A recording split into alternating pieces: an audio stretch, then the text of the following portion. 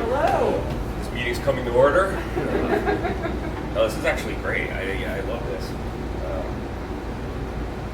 I can do a little dance. No one can know what I'm doing. Like, nervously shuffle about. It's a little restrictive, though, I guess, having this podium. All right. Listen, guys. I work hard, okay? I try to stay positive. I spend a lot of time honing my craft, and I want to give back to the writing community. I want to be a good literary citizen, and I want to help inspire all the fledgling authors out there to keep at it and follow their dreams. Because I'm going to be completely honest with you, I've had a lot of help myself when I was first starting out. In fact,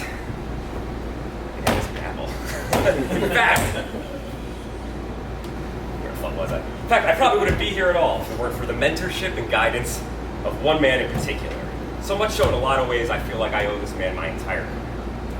I'm talking, of course, about my old creative writing professor at the New Jersey Institute for HVAC and Refrigerator Repair, Dr. Barnabas Buford Barnes. Now, you might know Dr. Barnes from his best-selling ballerina-based crime series, Tootie's Toot-Toot and Tootie's Toot-Toot-Toot. Admittedly, he was not very good at naming books, but what Dr. Barnes lacked in book naming ability, he made up for in talent.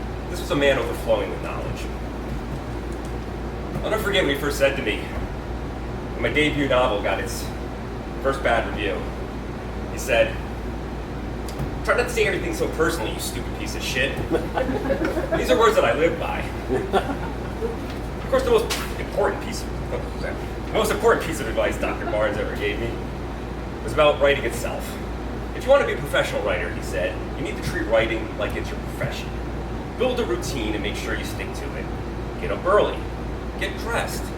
Eat healthy. Eat some toast. If you're still hungry after the toast, you can eat a banana. Just make sure you don't eat your own hands. You'll want to, of course. We all want to. But we must abstain. We must commit to our art.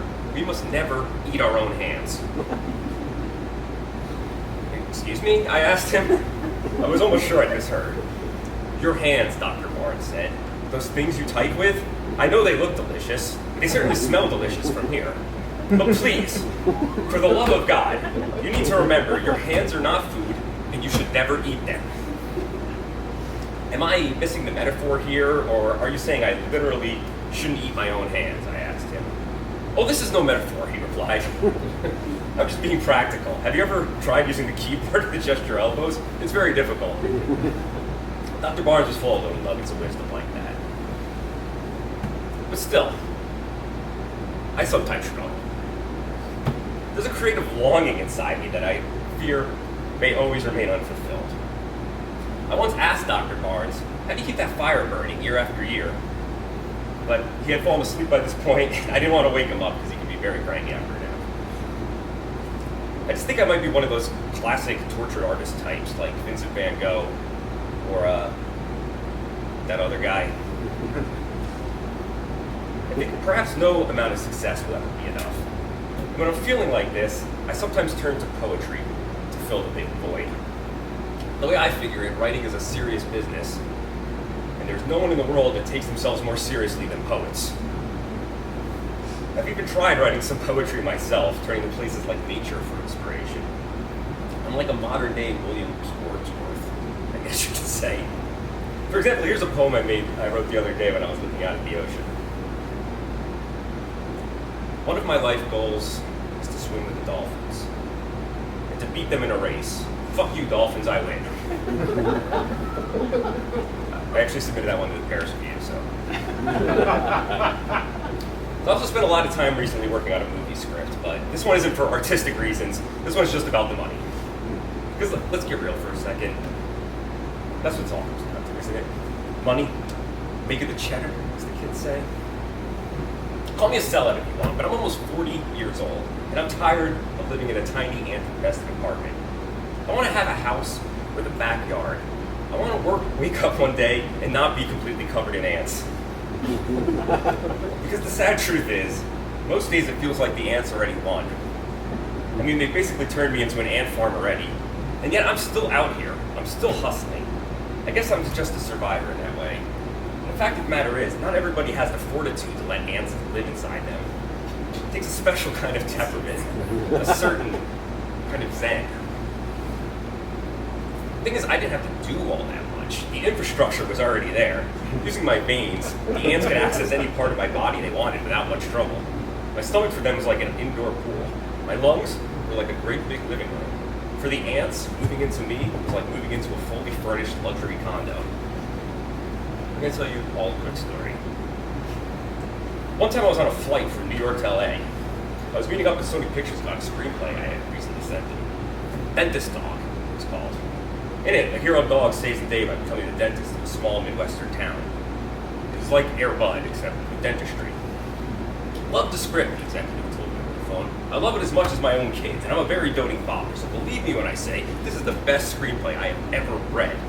I can see the whole franchise now. Dentist Dog barks back. Dentist Dog goes to college. Dentist Dog does Hawaii. Could you imagine it? A dog learning to surf? That's wild.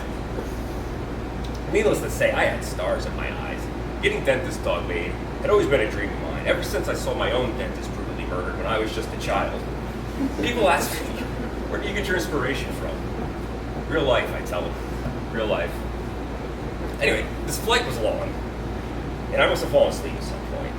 And every once in a while, the ants inside of me will show up in my dreams. It's sort of like an infestation, I guess, or it's more symbiotic than that. It's like the ants are dreaming with me. It's like we're sharing our thoughts, and we're dreaming together. And when I dream like an ant, it's kind of a relief. I find myself not worrying so much about the future, nor do I find myself dwelling on the things I've done in the past. When I dream like an ant, I only want one thing: sugar. The world is a much simpler place when all you want is sugar. So I was asleep on this cross-country flight when out of nowhere, the old lady sitting next to me started screaming her head off. My eyes popped open. I nearly jumped out of my seat. I thought for sure we were going down. You see, I'd always been kind of scared of flying, ever since my other dentist died in a horrific plane crash when I was a child as well. Well, it turns out the plane was fine. There wasn't even any turbulence, but this old lady was thrashing around like she was being consumed by invisible flames, and that's what I saw, like a chicken pox. My ants were crawling all over her. I guess at some point during my little nap, they got bored or something and decided to explore the rest of the plane. So now this old lady was covered in them. They ran up and down her arms and under her clothes and nestled in the wrinkles of her matronly face. They climbed down the bridge of her nose and over the crest of her lips. It looked like she was crying living black tears. No matter what she did to brush them off, there were still more. There must have been 10,000 ants on her, an entire colony's worth. So I went to apologize, of course. Because I'm a courteous guy. People think us Hollywood types are selfish, which is true to a degree, but generally speaking, I don't want these things to happen. I'm going to go on record here today and say I am anti-covering old ladies and ants. So I was trying to tell her I'm sorry, but every time I opened my mouth, more ants would come pouring out. I couldn't stop it. It was a deluge. I didn't even know that many ants could fit inside of me. Percentage-wise, I must have been more ant than man. They came out of my nose, in my ears, and from under my eyelids. They climbed out of my urethra, in my anus, and filled up my jockey shorts. The skin on the tips of my fingers split open, and blood-covered ants were shooting out of the ruptured wounds. There was nothing I could do to stop it. They were all over the cabin now, not just on the lady next to me, but on everybody. The passengers, the flight attendants. I could even hear the pilot screaming from up in the cockpit. People were freaking the fuck out, rolling around the aisles, climbing out of their seats in a futile attempt to get away. And I'm sorry, I kept trying to say to them. Please don't think I'm doing this on purpose because I'm some sort of Hollywood big shot. This whole situation is not an accurate representation of the type of person I am. But the words just couldn't come out. Only more ants. So eventually we landed in Los Angeles. And the authorities were waiting for me as I got off the plane. Apparently these kinds of ants were considered an invasive species in the state of California, and the Fish and Wildlife Commission slapped me with a $300 fine. Can you believe it? That was my entire per diem for the week. I even had to downgrade the return trip to business, from business class to coach. I know what you're all wondering though. What happened with Dentist Dog? Well, the meeting went well, but the movie, we're still waiting on it to be released. Thank you.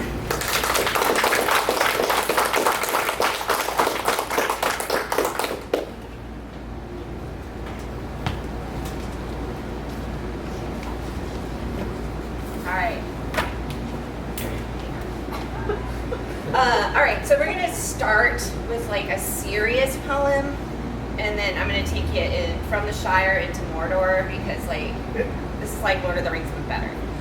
So this one's from Broken Nails. This is my poetry collection, available downstairs at Madison Press table. And then I'm going to do some sharksploitation poetry, just because. All right, so I'm going to start with this one. Sorry, I'm blind as a bat with my glasses on, which is completely opposite. Okay, so this is called As Is My Custom. This is the serious one. Okay. Last night, as I lay in bed, tucked in much too tightly, as is my mother's custom, I heard the trap snap shut. The unoiled hinge of the door, it waits for me. Heating the thermometer on the bulb in my little lamp, and I am allowed to stay in bed. She's leaving for work. Now I'll have some time. I listen as the front door snaps shut, the unoiled hinge of the door, and I bounce up. It was waiting for me, wide-eyed, as anxious as I. I wear mother's thick old gardening gloves. They smell of acrid and sweet manure, like decaying leaves. They scratch my hands, sucking the moisture from my skin, left to suffer in their thirst since the last time. It froze when I opened the trap door. It will always freeze. It will always let me take it into my gloved hands. My hands smell like the leaves around it and the lingering wild smell of the others, deep within the tightly woven knit of the gloves, gives it false comfort. The fur bristles less. The small ribs slow their expansion and contraction. The wide, wet eyes allow themselves to blink. The 40-ounce bottle is heavy. It feels good in my hand, good like my favorite rock or hammer.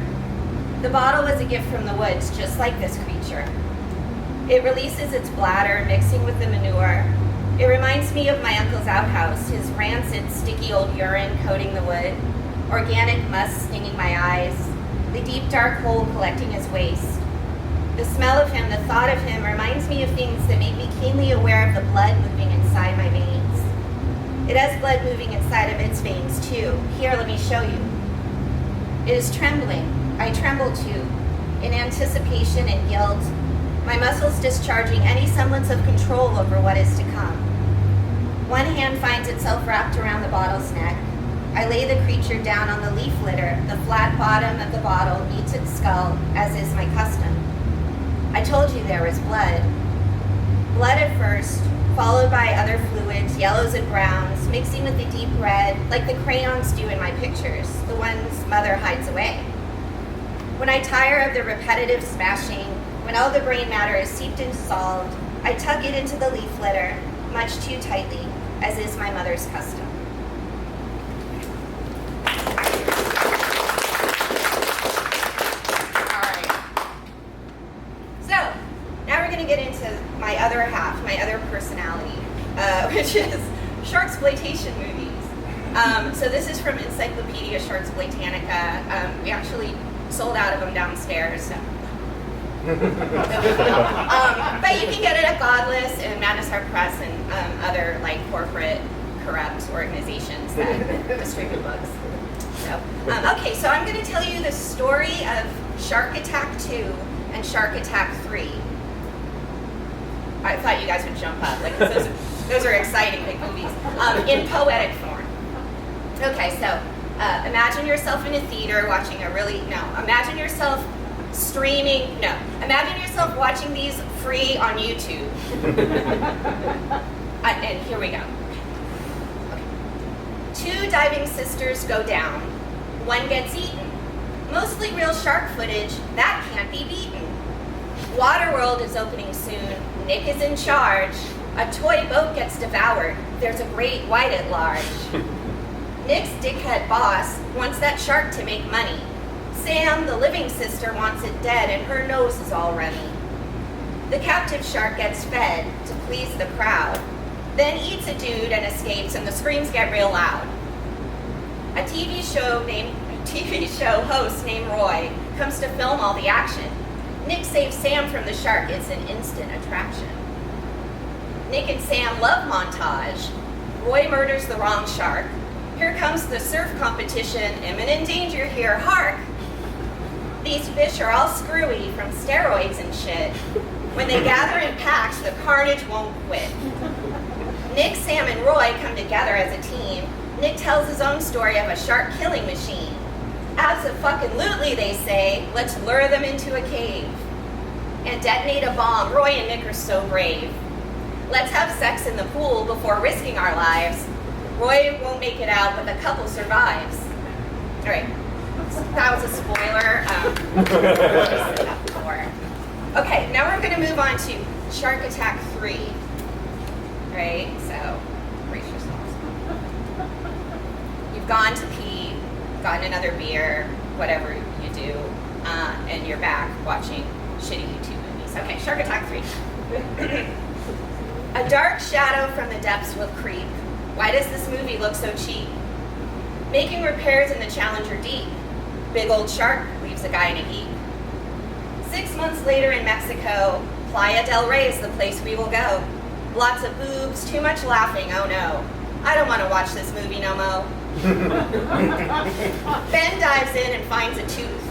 Kat Stone is a scientist sleuth. Yet she can't seem to tell Ben the truth. There's a Meg in these waters, forsooth. Apex is a bad company. Their cables attract Megs, you see. But this one's a little baby, and pissed off the mother will be. Full throttle, Megs en route to the resort, and a route is a little too short. Ben and Kat don't get much support. Many deaths fill the daily report. To kill the Meg, it's a race. It ends up with a shot to the face. But this boat, they can never replace. I wish this movie would pick up the pace. Big ol' mama starts eating some folks. Apex party yacht provokes. Heroes use electricity to coax. Surely now it can't be a hoax. The Meg gets a dart with a tag. The mini-sub is starting to sag. Ben shoves right in so she'll gag. Kaboom, and she's in the bag.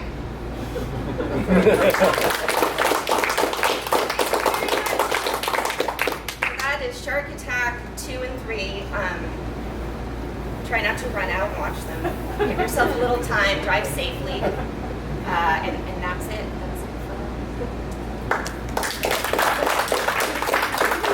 Wow, you went quick.